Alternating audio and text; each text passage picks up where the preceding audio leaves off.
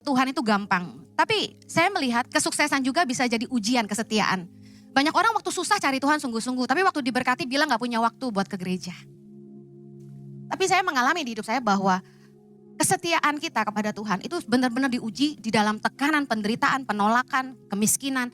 Dan bagaimana ketika kita setia sama Tuhan, kita lihat pembelaan Tuhan. Amin. Kita akan belajar dari kitab Daniel. Saya tidak biasa mengupas pasal, tapi hari ini kita belajar dari Daniel 6. Kita lihat ayat yang kedua. Daniel 6 ayat yang kedua. Kita baca sama-sama. Lalu berkenanlah Darius mengangkat 120 wakil-wakil raja atas kerajaannya.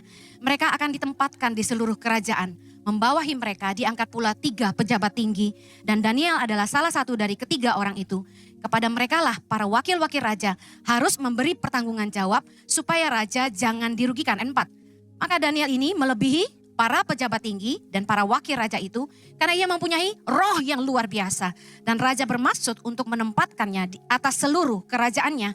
Kemudian para pejabat tinggi dan wakil raja itu mencari alasan dakwaan terhadap Daniel dalam hal pemerintahan. Tetapi mereka tidak mendapat alasan apapun atau sesuatu kesalahan. Sebab ia setia dan tidak ada didapati sesuatu kelalaian atau sesuatu kesalahan padanya. Saudara tahu bahwa di dunia ini, dunia gak sebaik yang kita pikir. Bahwa ketika kita berhasil dalam usaha maupun dalam karir kita, pasti ada aja orang yang gak senang sama kita, benar?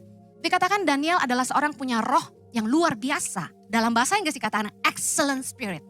Orang yang excellent itu akan kelihatan di tengah jutaan orang. Kenapa? Karena dia akan bekerja dengan cara yang luar biasa. Dia akan menaikkan standar, menaikkan sebuah level. Karena orang yang excellent kalau kerja itu selalu yang terbaik. Dan ditemukan Daniel adalah seorang yang punya spirit of excellence. Dan orang-orang yang dipilih oleh Raja Darius menjadi iri hati. Karena Raja Darius ingin mengangkat Daniel di atas mereka semua. Nah, ketika orang iri hati sama kita, mereka akan berusaha merancangkan yang jahat untuk menjatuhkan kita, benar gak? Meskipun yang kita lakukan itu baik, orang akan tetap punya maksud gak baik. Jadi jangan heran ketika Anda lebih kaya dari saudara-saudaramu, mereka gak senang sama kamu. Herannya orang yang ngejatuhin kita biasanya orang yang dekat sama kita. Orang-orang yang sejajar dengan kita, yang sejawatan dengan kita. Biasanya yang jatuhin tukang bakmi ya pedagang bakmi yang lain. Benar gak?